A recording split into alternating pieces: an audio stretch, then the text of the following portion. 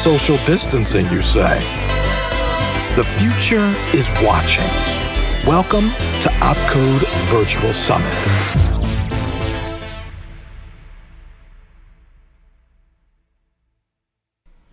Good morning, everyone. Good evening, good night, wherever you are. I hope that you're wearing a mask and locked in, staying safe, checking on your neighbors, checking on the elderly. Matt called this a keynote. He's been trying to get me to come out to OpCode in Dubai for a keynote for a long time. I don't believe in keynotes. I hate that word. First of all, I don't belong on the stage with the Grug, Sarah Jane, Costain, and Patrick Wardle. But I did have a really interesting experience recently in San Francisco that tripped my mind into thinking about the way security is handling its generational handoff. Security has grown up. It's time for a generational handoff, and we seem to be muffing it. And there's some implications for it for cybersecurity. So I wanted to just kind of share my shower thoughts on this. Not in a keynote format. Don't expect to learn anything. I'm not going to release anything groundbreaking. This is just to get your mind wrapped around thinking about how you fit into the security industry, and if you're a security leader, how do you embrace the next generation within this context of what I'll talk about, this cycle of innovation. So my name is Ryan Naraine. I work on security strategy at Intel. Prior to this, I was a security journalist for many years, working at eWeek, ZDNet. I created ThreatPost when I went over to Kaspersky Lab, and I worked at Kaspersky managing the security research team in the US. Strongly recommend the presentation coming up later by Costin Raju, who used to be my manager. I saw this research in action when he first started it, and I can highly recommend it. All right, let's get into it. So I was in San Francisco for RSA, and on the Monday of RSA, I had a CISO on-conference type event I was doing, hanging out with some CISOs and sharing experiences and sharing war stories. And someone asked me to if I had a tweezer, and I was like, no, I don't. What am I going to do with a tweezer? So on the way to the conference, I stopped at Walgreens. So in the US, Walgreens is one of those big, massive drugstores that are on every other corner here. And I went in there to buy a tweezer, and I know nothing about tweezers. So I'm in the section with the tweezers, and there's this lady who's trying to help me understand what tweezers are. And she's giving me the history of tweezers, and she's helping me understand what types there are and why I need this type and that type. And I'm inundated with information. And it dawned on me right there and then that, oh my God, this woman who doesn't have any interest or any, she has no, selling this tweezer isn't going to make or break her day or her life. But she did spend a good 5 to 10 minutes telling me about the different types of tweezers and so on. And it was a really fascinating conversation and really a pleasant, kind experience. And I walked out of there thinking to myself, what am I going to do with all this tweezer information? This woman was really, really kind and wanted to make sure I knew everything I wanted, everything I needed to know before I bought my tweezer. So I figured out, what am I going to do with this tweezer information? I'll share it with you. So here's a quick side note that has nothing to do with this talk. There are 6 main types of tweezers. There's all kinds of tweezers. There's a unique use for each type of tweezer. You have to choose wisely. So this woman went on and on telling me about all these things, just genuinely interested in my curiosity about this topic. And the most important lesson I got there is not learning about tweezers, but I learned about her patience, her consideration, her kindness, and the empathy she had for transferring this knowledge she had. She genuinely wanted me to learn about tweezers, knowing fully well that I had very, very little interest in really, really knowing about tweezers. And what does this have to do with security? I walked out of there thinking to myself, what if we all adopted the attitude of someone selling a tweezer and genuinely wanted to share everything we knew with someone else, even though they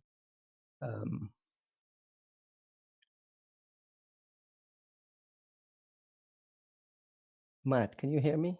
Are the slides moving? Because I'm looking at the YouTube feed and it's way, way behind. There we are. I'm sorry. Okay, I'll just ignore that screen then. Sorry, guys. So what does this have to do with security? I wanted to point out a couple of dates to you. The first cybersecurity patent was issued in 1983. MIT was granted this patent for cryptographic communication system. Um,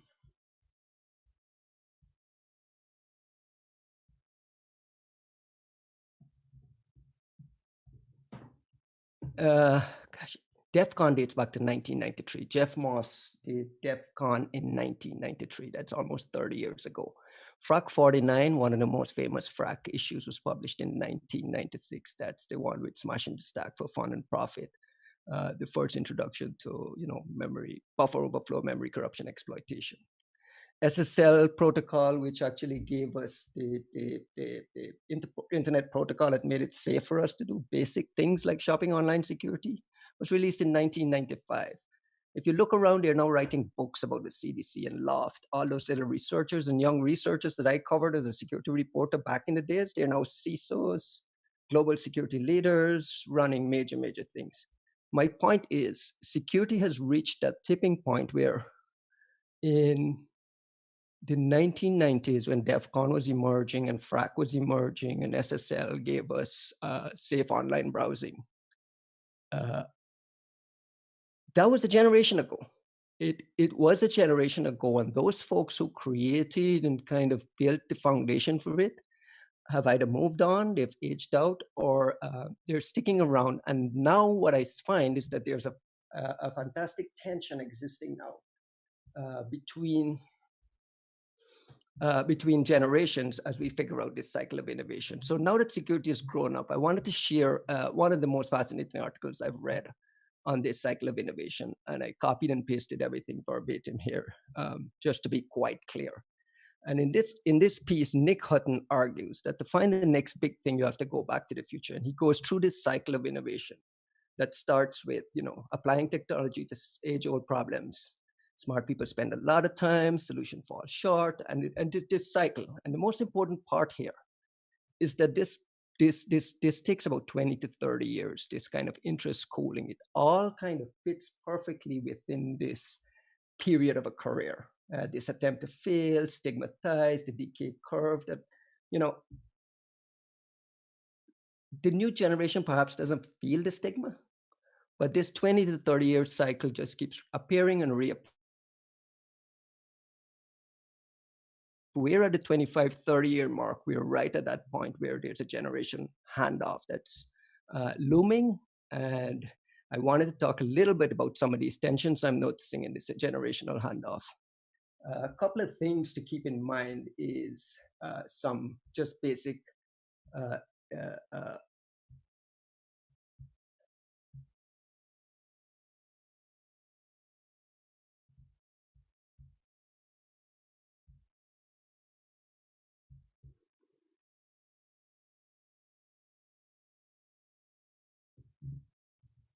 check 1 2. Sorry, Matt. A couple of things to keep in mind is just what's happening with generations. There's an older generation that's living longer. Technology has expanded. Digital revolution and evolution has kind of created more and more roles. So there's an older generation hanging on to security leadership roles longer and longer. There's a next generation of security leaders that are waiting their turn, but they're not quite happy about this kind of wait your turn thing. Because what they are running into is gatekeeping in not so subtle places, a lot of blocking out of non-traditional people, a lot of ageism exists on both sides, where the young folks think that the older folks have aged out and doesn't understand newer technologies. And on the other side, there's a lot of, we already solved that problem. We discussed that for years and years. And I see this happening on Twitter and on the public conversations all the time. Someone will post something on Twitter about a vulnerability responsible disclosure discussion, and the wrath of the older generation just bounces to remind them that we've had these conversations since the 1990s and the 2000s, and it's just this kind of gatekeeping ageism is just so destructive to what we're trying to do, that we need to understand that the size of these generations adds a really, really ominous wrinkle. And there's a coming generational leadership vacuum in technology, and more specifically in security. I wanted to share a quote from Gabrielle Bosch, a writer and a speaker who covers the millennial generation very well. And she makes the argument that there just aren't enough Generation Xers to take over from the older generation. And that means that many, many management positions will be empty, many more will be filled by people who are not properly prepared for this. And my argument is that at a time when these facts exist, we should do less and less about this gatekeeping and understand that as much as we contributed, when I say we, I'm talking about my generation contributed, we did okay. There's a lot for us to be proud of. The foundation of computing feels shaky, but it's there. It's there. We continue to do very, very crucial, important things with the technologies we built.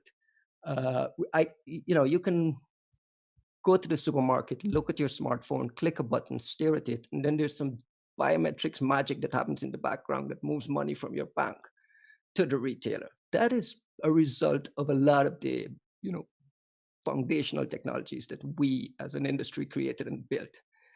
We had an opportunity to use the creation of smartphones and the emergence of the smartphone industry to rethink security, and we used it well. We created sandboxes, we created new models around app stores and code signing and so on. So there's a lot of innovators who moved the needle, and a shout out to them, but let's keep it real. If you look at Google's ODA tracker, memory corruption still dominates ODA exploitation. Again, Frog 49 was in 1996 when this was first raised. So we still have a lot of problems to solve. Every news publication has news of a data breach in some day. It's just so weary and tiresome now that sometimes I wonder if it's even worth reporting it. Ransomware attacks against hospitals, which is like the lowest of the low, still exist and still everywhere. They're now attacking critical infrastructure. Costin will talk about why he's looking for nation state attacks on his own network, because they're everywhere. So as much as there's a lot for us to be proud of as a generation, we haven't done half the amount of work that needs to be done, and there's still a ton to be done. And my point is that we need to, as an industry, remember the lessons I got from the tweezer lady, which was a lot of empathy and consideration for what I wanted, a lot of patience, and for me, my parting message to you is that a smooth handoff has to be crucial. We have to show empathy and consideration. We have to pursue, not wait for kids to ask us, but we need to, as adults, pursue mentorships and pursue finding apprentices for apprenticeships. Be energized about sharing. We need to approach real, true, meaningful diversity that has meaning, and we need to understand what that word actually means. My suggestion is to start with gender. Andy Ellis was on my podcast recently talking about diversity, and his thing was, okay, gender is one that we can define pretty easily. Let's start there. Hire more women, invest in more young ladies in technology, invest in non-traditional geographies. Shout out to Matt Swish and Opcode for all the stuff they've done in this area, which is just fantastic and fascinating to me. If you can help locally in your area, do it. This handoff is happening as we speak. Security is older and getting into this place where we need to do this handoff. And it's crucial that we all play a role in understanding these generational shifts and habits. There's a lot, we can dig into. I don't know if that qualified as a keynote. Those were my shower thoughts on where we are as an industry and some worrying things that I'm noticing. Please remove your gatekeepers. Please embrace the kids. Please feel free to help the kids. It's important. My DMs are open. Reach out. If you can help as a mentor and as someone who can help with this generational handoff in a smoother way, please do. Thank you very much, Matt, for the opportunity to present to your audience. And everyone, please continue to wear your masks. Thank you, Ryan. Happy to answer any questions if you have any. Of course. I think the chat, if you guys have any question, you can ask now. But I think Brian had a question now. You can unmute yourself, Brian, if you want to discuss the thing about Generation X, because I don't want to paraphrase it improperly. Yeah, I was just saying, as a Gen Xer and having lots of friends in that, I see a lot of them deciding they don't want management positions. They have decided, hey, if you've held out this long on me, just give it to the next person. I'm going to go on and do something else. There is a lot of that happening, and that's what's leading to this paucity of leadership that's coming. There's just not enough Gen Xers to take the spaces. So in reality, there's no other option, right? I mean, but if your argument is that Gen Xers are turning away from leadership roles and passing it along, then that adds another layer of another wrinkle on top of it. I don't know that that's happening. Well, also you have to keep in mind that because I know like when I first moved to the US, it was a big shock. It's like most of tech companies, and you have two tracks. They have a technical track and a management track. So you can still stay technical and be like an IC or like still like be a distinguished engineer. Whereas like in France, it's almost impossible. You know, you have to become a manager after. You cannot stay an engineer all your life. So I'd be interested to see how that happens culturally across the world as well, because I agree with you about that happening in the US. Yeah. What I do find though is that there's a lot of, like I mentioned in my talk, a lot of the folks I wrote about, the security researchers back in the day, are now CISOs. You know, you look around and you look at Charlie is running security at Cruise, Dino is doing security at Square, Windows Snyder is at Square. There's a bunch of these guys who have taken on a lot of these leadership roles, and I think there's more of an interest in that happening. Yeah, this is true. Can you read the questions if there are any, because I can't scroll through the chat. Yeah, no, I will read the questions. So far, there is no question, but yeah, like for those who are not familiar with Ryan, I would say like 15 years ago, like Ryan was one of the top cybersecurity journalists. So that's why he says like a lot of them now became like CISOs or have like executive positions now. But like you said, I think it's very important to that like the new generation to not be afraid of gatekeepers and to express their thoughts. I was a bit surprised also when you said like a lot of them are scared to like to publish something on Twitter, even about bug bounties or full disclosure, because they're afraid of people saying, oh yeah, we covered that like 10-15 years ago. So because of that, they will not say they will stay silent. There's a massive culture clash between the old school hackers and the quote unquote bug bounty kids who are doing cross-site scripting and so on. There's just a what is the word? It's not necessarily a culture clash, but it's just like a disrespect. The older folks just have no respect for these kids doing XSS. Meanwhile, that's where all the breaches are happening. So there's this,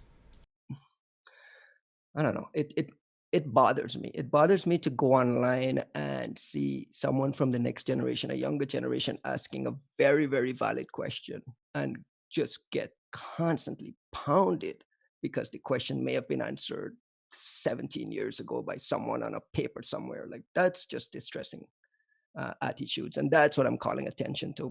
If you go on Twitter and you see someone asking what in your opinion is a dumb question, take a deep breath, walk away, get some coffee, and just like scroll to the next tweet. You don't need to bombard these kids with your dismissive attitudes.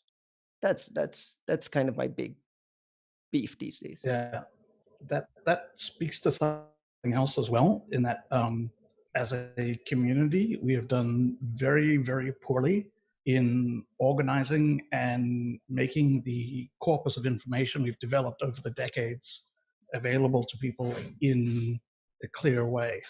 So, it might have been something that was covered in a paper 17 years ago, and everyone that was around 17 years ago remembers it because it's famous, but everyone that's around from 15 years on has no idea. And that's a failure we have to own. Like, we have completely failed to create a library and a corpus of like, these are things that you should know about because it will help you. Like, we've put in the work already. Like, here are the shoulders of giants, go and see further. It's a fair point. That's actually, there's two people in the chat asking like, is this a problem with our own keeping of history, and is there a website or collection of links that anyone can recommend with a lot of informative content? But yeah, like Jon Snow is definitely right. We definitely did a poor job at keeping like and archiving everything. But yeah, that's That's Hey, we have an definitely. opportunity to fix things too. Let's just not beat up ourselves. Like we're we live in interesting times right now. We're almost at a restart spot. We have an opportunity to start locally, start small, do things right, use this use these times to think positively and be more aggressive in fixing the things that we see as problems instead of constantly talking about problems. Yeah, no, definitely. Well, I don't think there's any more questions. Well, thanks for your presentation, Ryan. I hope it's gonna motivate a lot of people to carry on and to keep learning and to not get discouraged, because we had this discussion a few times with some friends. Now, if you start hacking now, it's not like back in the when you had Windows 2000, where you could just like learn like few things there and there. And there's like so much information and so many things to learn at the same time that it's very like difficult to know like where you can start. So I think it's important to remind people to stay like motivated. But yeah, well, thanks again, Ryan. And so Absolutely. don't Stay forget safe, to send everyone. me your slides so I can put them on GitHub after. And yeah, like just a short intermission, and we'll continue with our next presentation, which is going to be our panel discussion.